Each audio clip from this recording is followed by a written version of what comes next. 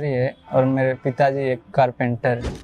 और वहाँ पॉलिटेक्निक करने के दौरान जब मेरा थर्ड ईयर था तब मेरे सीनियर मुझे भी सरकारी नौकरी करनी चाहिए और इलाहाबाद में सबसे बढ़िया कोचिंग एक्सीलेंट विजन है।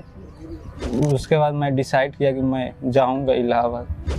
मेरे पिताजी मान गए और मुझे इलाहाबाद भेज दिए। मुझे हिंदी समझ में आती थी, इंग्लिश उतना अच्छे से आता नहीं था।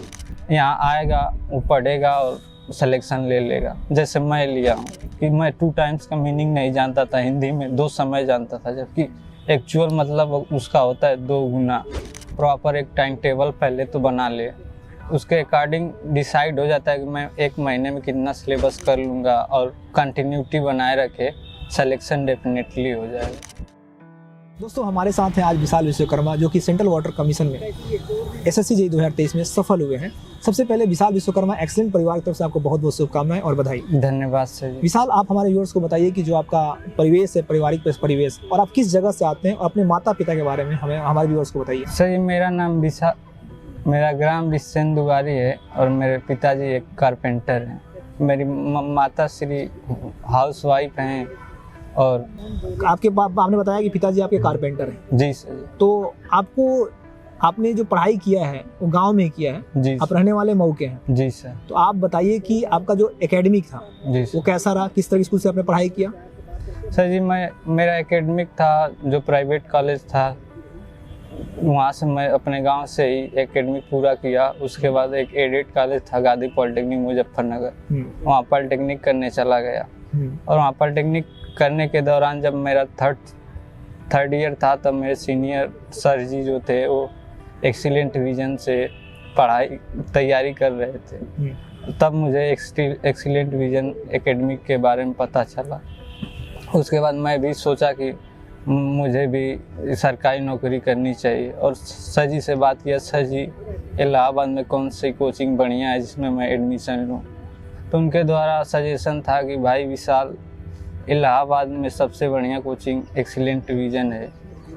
उसके बाद मैं डिसाइड किया कि मैं जाऊंगा इलाहाबाद। मैं अपने पिताजी से बात किया और पिताजी को कन्विंस किया कि पिताजी मुझे 1 साल दे दीजिए, मैं जाऊंगा इलाहाबाद, तैयारी करूंगा और गवर्नमेंट नौकरी लूँगा।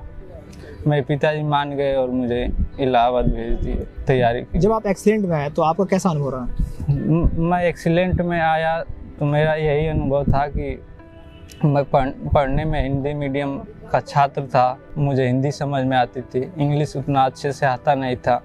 जब सर क्लास में पढ़ाते थे कि 2 टाइम्स, तो मैं उसको 2 समय समझता था, जबकि उसका एक्चुअल मीनिंग 2 टाइम्स मतलब 2 गुना होता है। उसके बाद एक्सीलेंट की यही एक खास बात है कि जो लड़का पढ़ा हो या ना पढ़ा हो, यहाँ आएगा, वो पढ़ेगा और सिलेक्शन ले लेगा, जैसे मैं लिया हूँ कि मैं 2 टाइम्स का मीनिंग नहीं जानता था, हिंदी में 2 समय जानता था, जबकि एक्चुअल मतलब उसका होता है 2 गुना। तो ऐसे ही है, अगर आप भी अच्छे से पढ़ेंगे यहाँ आकर और कंटिन्यूटी बनाए रखेंगे, टाइम टेबल प्रॉपर बनाएंगे पर डे का, तो आपका भी सिलेक्शन हो जाएगा। तो विशाल का हिंदी मीडियम के बच्चों के लिए एक प्रेरणा है विशाल का जीवन। इन्होंने एग्जाम्पल देकर बताया कि जब क्लास में टीचर इनको 2 टाइम्स बोलते थे तो ये 2 समय समझते थे 2 गुना को।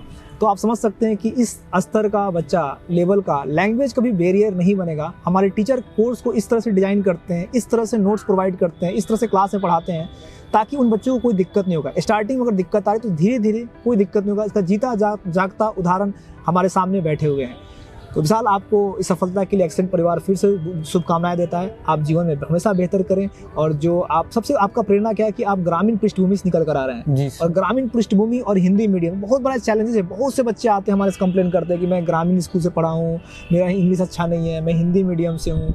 तो विशाल, आपका ये जीवन बताता है, उन सारे लोगों के लिए प्रेरणा है कि आपके अपने अंदर ये हीनता नहीं रखनी है कि मेरा बैकग्राउंड कैसा है, मैं ग्रामीण परिवेश से आता हूँ, मेरी इंग्लिश अच्छी नहीं है, इसके बारे में बिल्कुल नहीं सोचना है। अगर आप दृढ़ निश्चयी हैं, आपके अंदर इच्छा है कुछ करने का, कुछ बनने का जज्बा है, तो आप कुछ भी कर सकते हो। और हमारे क्लासरूम में इस तरह की प्रॉब्लम नहीं होगी। जैसे इन्होंने एग्जाम्पल देकर आपको ये बात बताया। आप जूनियर्स को जो बच्चे तैयारी कर रहे हैं, जो भी हमारे यहाँ कोचिंग कर रहे हैं, चाहे वो ऑफलाइन से कर रहे हैं चाहे वो ऑनलाइन से कर रहे हैं, उनके लिए आपका क्या मैसेज होगा? मैं तो यही कहना चाहूँगा, जो भी तैयारी कर रहा है प्रॉपर एक टाइम टेबल पहले तो बना ले, उसके अकॉर्डिंग डिसाइड हो जाता है कि मैं एक महीने में कितना सिलेबस कर लूँगा, और कंटिन्यूटी बनाए रखे, सिलेक्शन डेफिनेटली हो जाएगा। Thank you so much. Thank you sir ji.